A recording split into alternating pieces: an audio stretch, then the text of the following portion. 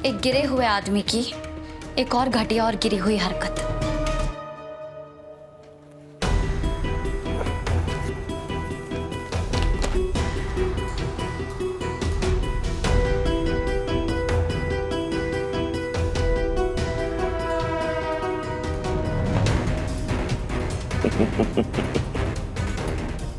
अरे वाह रिपोर्टर रीत, देखो फ्रंट पेज पर छा गया मैं तो। अगर तुम्हें ऐसा लगता है कि तुम्हारा ये स्टंट किसी काम आएगा तो तुम बहुत गलत सोच रहे हो विक्रम, क्योंकsich एक बार कोर्ट में साबित हो गया ना कि तुम गुनहगार हो, उसके बाद तुम उन्नति की जिंदगी से बाहर। इसमें अभी बहुत वक्त है। इसके साथ क्या होगा ये बाद में पता चलेगा, लेकिन उससे पहले ना मैं उन्नति की जिंदगी पहले से भी ज्यादा नर्क बना दूंगा। इतनी नर्क बना दूंगा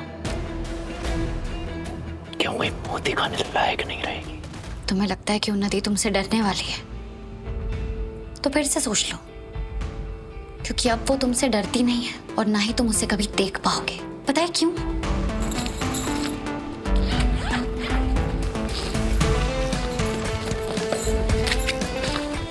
ये रहे तुम्हारे डिवोर्स पेपर्स।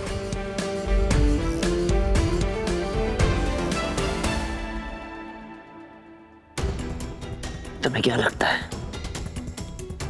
कि मैं इन पे साइन कर दूंगा और डिवोर्स हो जाएगा? वैसे हमें तुम्हारे साइन की जरूरत नहीं है। तुम्हें शायद लॉ पता नहीं होगा, लेकिन एक औरत अपने पति से एक तरफा डिवोर्स ले सकती है अगर उस पे क्रिमिनल चार्जेस हो तो।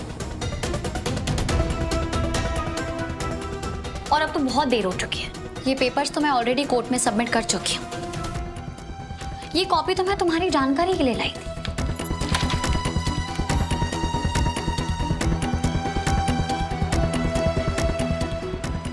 तुम्हें क्या लगता है रीत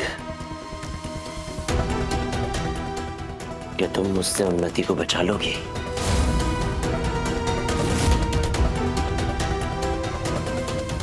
नहीं, तुम गलत हो। कर लो तुम्हें जितनी कोशिश करनी है,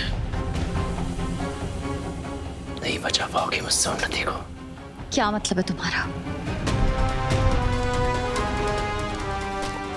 इसके लिए शुक्रिया।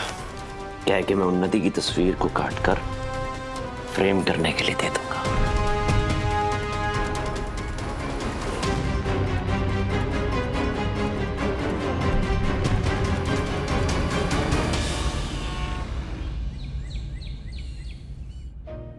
ध्रुव, तू यहाँ?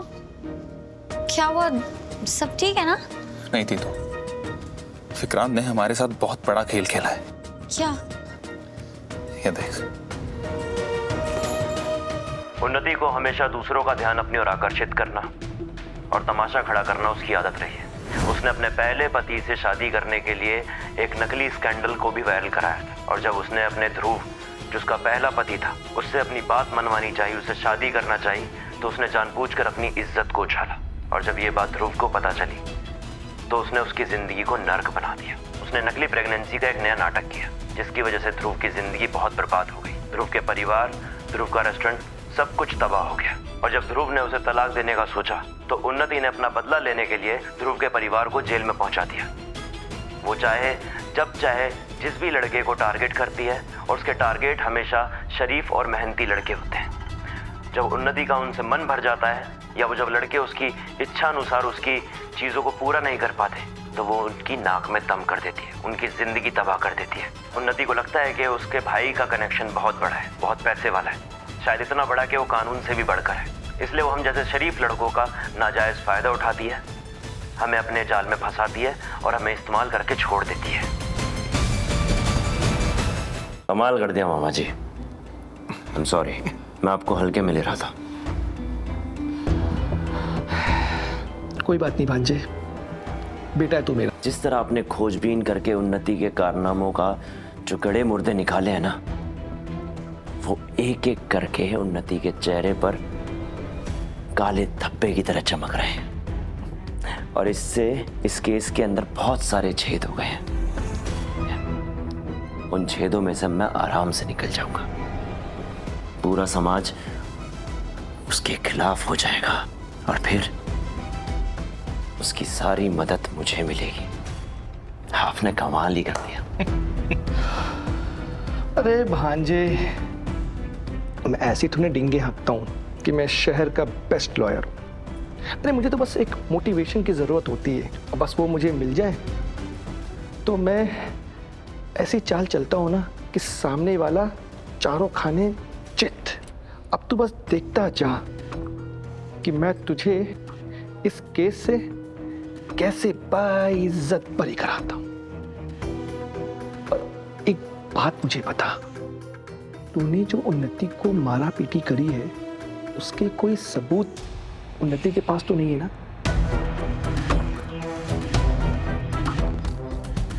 आराम से बोलिए, हम पुलिस स्टेशन के अंदर है। और वैसे मैंने कोई ऐसा सबूत छोड़ा नहीं है। मैंने हमेशा सावधानी बरती है। मैंने उसके साथ बुरे से बुरा सलूक जरूर किया है, लेकिन किसी भी तरह का धब्बा दाग मैंने उसके शरीर पर नहीं छोड़ा है। वाह भांजे वाह, अपनी बीवी को मारो पीटो और उसके बाद सारे सबूत कैसे मिटाए जाते हैं, ये मुझे तुमसे कला सीखनी पड़ेगी। आप शादी तो कीजिए, मैं खुद ट्रेनिंग दूंगा तो। पक्का। और कितना नीचे गिरेगा ये घटिया इंसान। पहले इसने इतना बड़ा जुल्म किया और उसके बाद खुद ही विक्टिम कार्ड प्ले कर रहा है। मुझे तो खुद पे गुस्सा आ रहा है कि इतनी घटिया फैमिली पहचानने में गलती कैसे कर सकता हूं।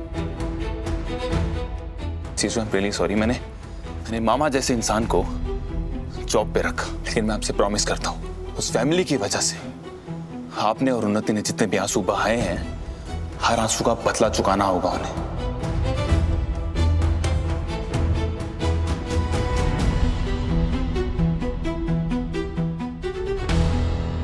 ध्रुव, अभी गुस्से में तुझे कुछ नहीं करना है।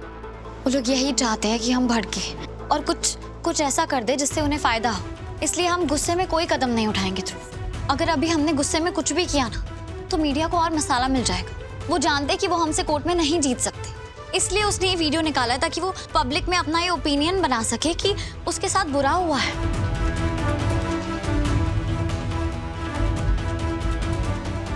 अगर अभी हम जज्बातों में बह के कुछ भी कह देंगे ना तो उससे उन्हीं का फायदा होगा। तो तुम क्या चाहती हो रे? हम कुछ ना करें, हाथ पे हाथ धरे बैठे रहें?